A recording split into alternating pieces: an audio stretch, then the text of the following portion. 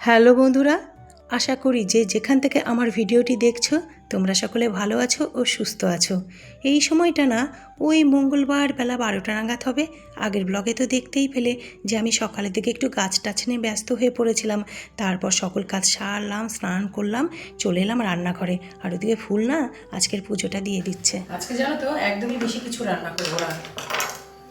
আজকে করবো যে দুধ কচুর শাক, বোন দিয়ে গেছে সকালবেলা, তো দুধ কচুর শাক করবো ইলিশ মাছের মাথা দিয়ে। কিন্তু আমার বাড়িতে না প্যাকনা আছে ইলিশ মাছের মাথা দিয়ে। মেয়ে আর তার বাবা দুজনের একজনও খাবে না, কিন্তু কালকের দুটো মাথা রয়ে গেছে ইলিশ মাছের, ফেলে দেবো বলো? ওটা দিয়ে প্রথমে নিরামিষটা ওদের জন্য উঠিয়ে রাখবো, তারপরে মাথা মিশিয়ে দেবো, মাছের মাথা ভেজে আর কি। আর সাথে করব ডাল আর আলু সিদ্ধ। আর মাছ না এবেলাতে করব না, তার কারণ কি বলো তো, ওই যে কাতলা মাছ রান্না করেছিলাম না, সেই মাছ কয়েক টুকরো রয়ে গেছে, আর ইলিশ মাছও এক টুকরো রয়ে গেছে। তো ওগুলো দিয়ে না আমার আর ফুলের দুপুরবেলা হয়ে যাবে কি, খুবই ভালোভাবে হয়ে যাবে। তাই জন্য আর এবেলা মাছ করব না। ও বেলা বর ডালের সাথে এমনিতেও মাছ ভাজা খেতে ভালোবাসে, তো ভেবেছি আজকে আর মাছ রান্নাই করব না, মানে ঝোলই করব না, ডালের সাথে মাছ ভেজে দেবো।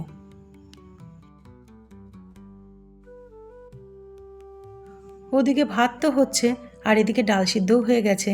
আর কচুগুলো ভালো করে কুটে বেছে ধুয়ে নুন দিয়ে সেদ্ধ হতে বসিয়ে দিলাম। কতদিন পর জানো তো কচুর শাক রান্না করছি। এখন তো ঘরে এই ধরনের রান্নাগুলো হয়ই না। আমি কিন্তু ভীষণ ভালোবাসি কচুর শাক, কচুর লত এগুলো খেতে। কিন্তু কি বলো তো, বর না কচু জাতীয় জিনিস একটু কমই খায়। আমাদের এই বাড়িতে না আমার যখন শ্বশুরমশাই বা ঠাকুমা শাশুড়ি ছিলেন, ঠাকুমা, তখন জানো তো এই কচু শাক, কচুর লতি, কচু বাটা এগুলো মানে 2-4 দিন বাদে বাদে হতো। এগুলো মানে নিত্য মেনুর মধ্যে থাকতো। যখন শ্বশুরমশাই চলে গেলেন না, তখন জানো তো এই ধরনের রান্নাগুলো কমতে কমতে কমতে কমতে এখন তো কালে ভদ্রে হয়। আর কিছু কিছু রান্না তো ভুলেই গেছি। অনেক রান্না আছে যে এই বাড়িতে ওগুলো চল ছিল, অথেন্টিক আমাদের এই বাড়ির রান্না যেটা, অনেক রান্না তো ভুলেই গেছি না করতে করতে।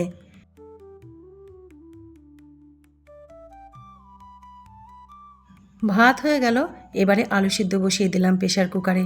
পাতলা পেঁয়াজ ফোড়নের মুসুরির ডাল আর তার সাথে পেঁয়াজ ভাজা দিয়ে মাখা আলু সিদ্ধ, আহা দারুণ লাগে খেতে। ফুলও খুব ভালোবাসে, তাই জন্যই তো করছি ডালের সাথে আলু সিদ্ধ।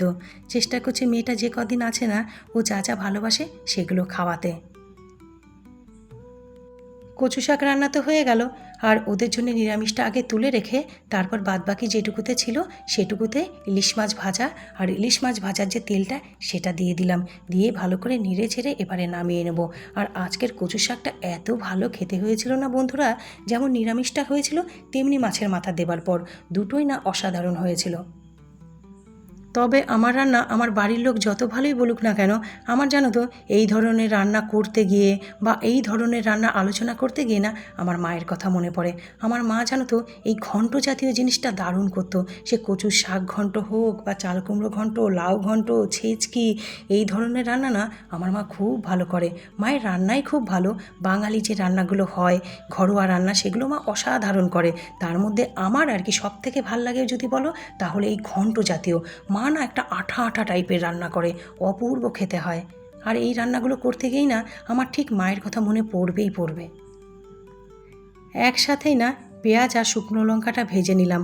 প্রথমে আলু সিদ্ধর মধ্যে একটু উঠিয়ে নিলাম, আর বাদ বাকিটাতে ডাল ফোড়ন দিয়ে দিয়েছি। আর আমার রান্নাও কমপ্লিট হয়ে গেছে, সাথে রান্নাঘরও পরিষ্কার করে নিয়েছি। এবার ফুলকেও খেতে দেবো, আর আমিও খেয়ে নেবো।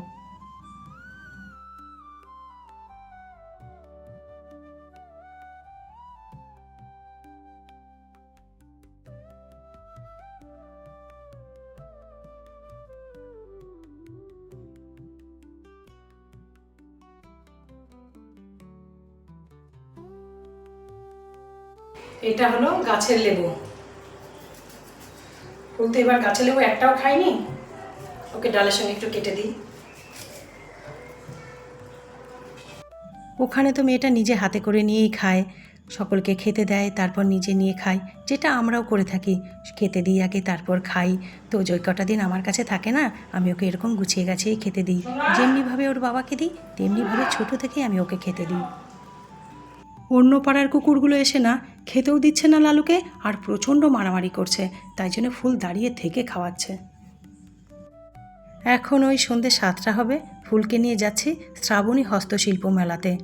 বাড়ির পাশে যে শ্রাবণী মেলা এসেছে সেটাতে তো নিয়ে গেছি, কিন্তু শ্রাবণী হস্তশিল্প মেলাতে নিয়ে যাব না তাই হয়? বন্ধুদের সঙ্গে যতই আসি, মেয়েটাকে আমি নিয়ে আসবো না সেটা তো হতে পারে না। ওর বাবারও জানো তো আজকে আসার কথা ছিল, কিন্তু ওর বাবা অফিসের কাছে এত ফেঁসে গেছে, বলছে আমার বাড়ি পৌঁছাতে পৌঁছাতে 9টা তো বেজেই যাবে, এবার অত রাতে আর মেলাতে কী করে আসবো, তাই জন্য ফুলকে নিয়ে আসলাম। এই মনোজের মথুরাকে, এই মনোজের মথুরাকে, এই মথুরাকে সম্পূর্ণ নিরামিষ বারবার চাইছে আর বলছেন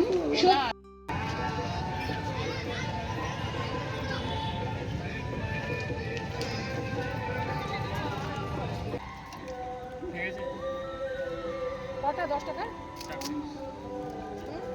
কটা আমি 10 টাকা খাবো ছোট ফুচকাগুলো।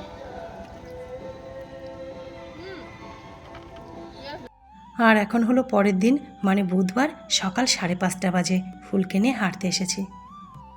হ্যালো বন্ধুরা, তোমাদের সকলকে জানাই গুড মর্নিং। আর জানো আজ একদম সকাল সকাল হাঁটতে এসেছি। আজ এখন 5:35 বাজে, বাড়ি থেকে 5:30টায় বেরিয়েছি। কিচির কিচির পাখি আওয়াজ। সামনেই দেখো মাঠ, ফুল ওখানে হাঁটতে চলে গেছে।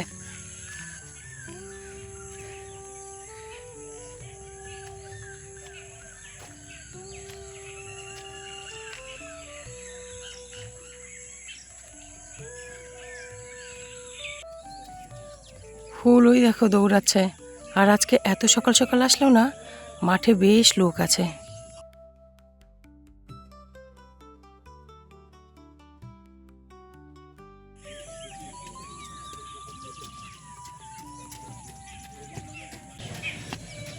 গতকালই ঠিক করে রেখেছিলাম যে আজকে যখন হাঁটতে আসবো না অনেকটা তাড়াতাড়ি আসবো।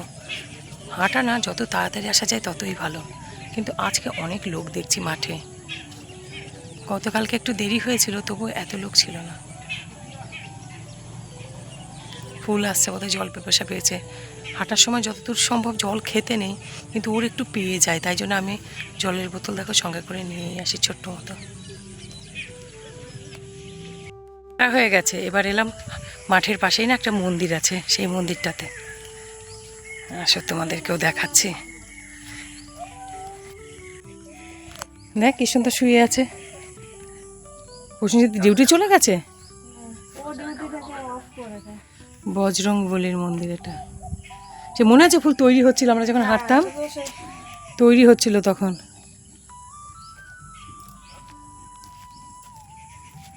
এই মন্দিরটা না আমি আর ফুল তৈরি হতে দেখেছি জানো তো। ওই 2019-20 যখন লকডাউনের সময় আমি আর ফুল হাঁটতাম, তখন এই মন্দিরটা তৈরি হচ্ছিল। আর এখন দেখো কি সুন্দর মন্দির হয়ে গেছে। একটা জিনিস জানো তো, আমাদের এই এলাকায় মন্দিরগুলো না খুব সুন্দর, ছোট বড় যে কোনো মন্দির খুব পরিষ্কার পরিচ্ছন্ন আর ভীষণ সুন্দর।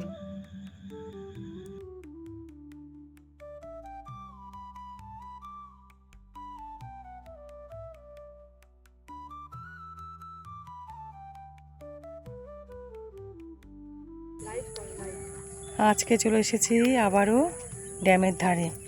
চেষ্টা করছি আজকে পদ্ম ফুলগুলো তোমাদেরকেও দেখানো। বাবারে কি নড়লো রে, সাপ আছে এই চক্করে না, এই পদ্মের চারা নিতে পারলাম না জানো তো। এখানে যারা দেখাশোনা করে তারাই বলেছে খবরদার জলে হাত দেবে না, অনেক সাপ আছে এখানে। পদ্ম ওই দেখো, পদ্ম দেখতে পাচ্ছ, ওইখানে একটা এইখানে একটা। দাঁড়া আরেকটু এগিয়ে যাই।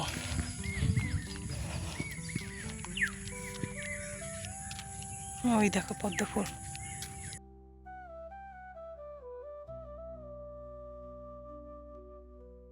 সবাই লোকে পরিচিতিদের থ্রুতেই তো আসছে না। তুমি ফেমাস একজন ব্লগার, তুমি যদি এখন একটা কি খবর বলছে ফুচকার দোকানে দাও, সেটাও চলবে, ভিড় হবে।